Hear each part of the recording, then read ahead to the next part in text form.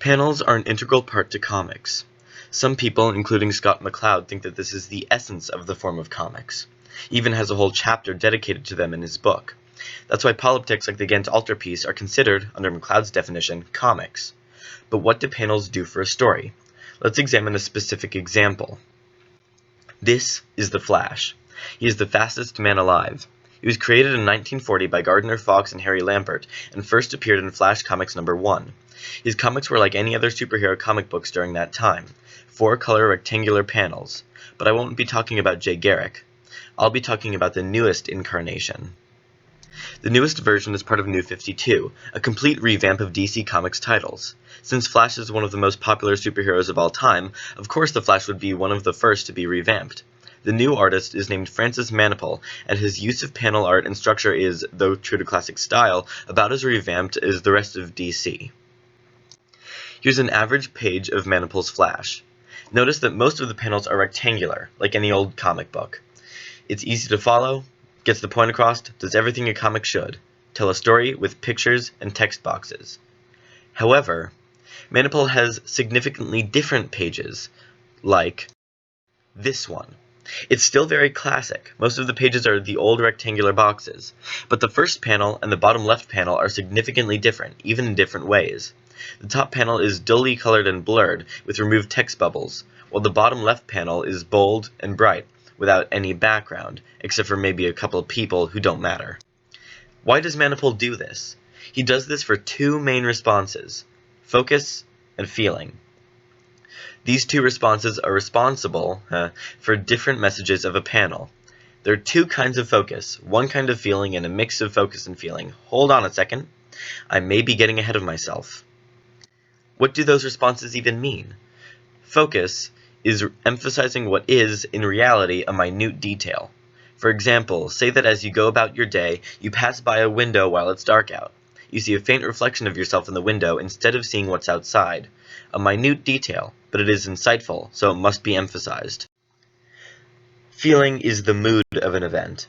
It's hard to describe, but if you've ever noticed in a room without windows that it's raining outside, you may know what I'm talking about. The feeling of "it's raining" is so distinct that people consistently describe the relaxing feeling as that cat blanket book feeling. Now that we've cleared that up, I can describe the effect of the responses. There are 4 effects: general feeling, feeling focus, conversation focus, and character focus. Each one has less and less feeling and more focus. Let's start with the most feeling, then get more and more focused as we move on. General feeling is normally used to create a setting, not only in which the characters act, but also affects each character's actions. The panels obvious to this category are usually bleeds, and often are timeless. McCloud only mentions the timeless kind of these setting panels, but there are more than that.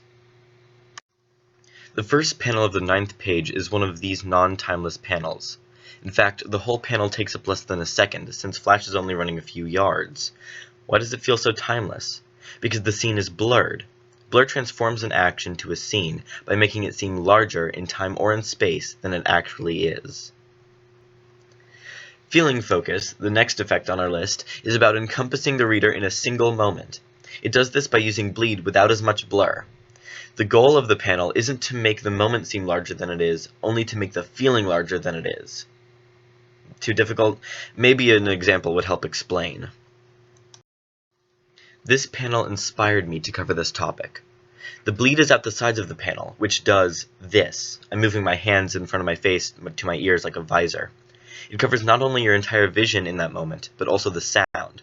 If you look closely at the panel and thought about the color, you'd see that it spells KRASH. There's a difference between CRSH and KRSH.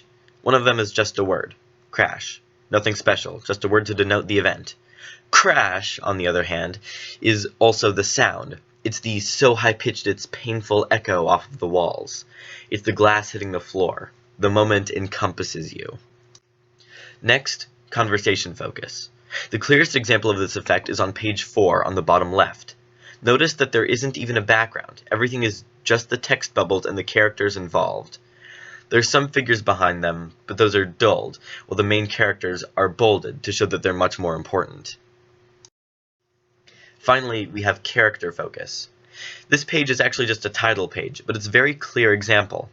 The Flash is at the center of everything, and he's the only picture to be bolded or even crisply drawn at all, other than his own name.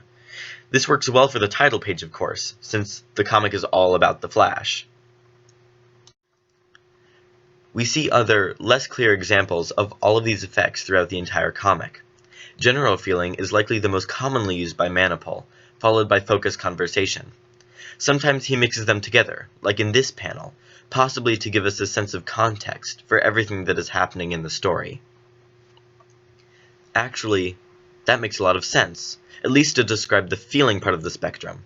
The point of any feeling is to give context, right? General feeling is a large context, a setting, or overwhelming sense of an event. Feeling focus is slightly smaller, but still completely encompassing, like an overpowering emotion or sound. What would that make focus? A conversation focus is often meant to progress plot, but that's not always the case. Character focus gives insight to a specific character's emotions.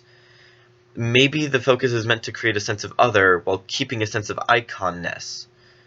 Let's phrase it this way. It's the difference between empathy and sympathy. Empathy is feeling, since you're mentally experiencing the event or the emotion, while sympathy is focus, since you're reacting to another's experiences. That's really all a story is. It's the emotions you experience or see others experience and how you react to that.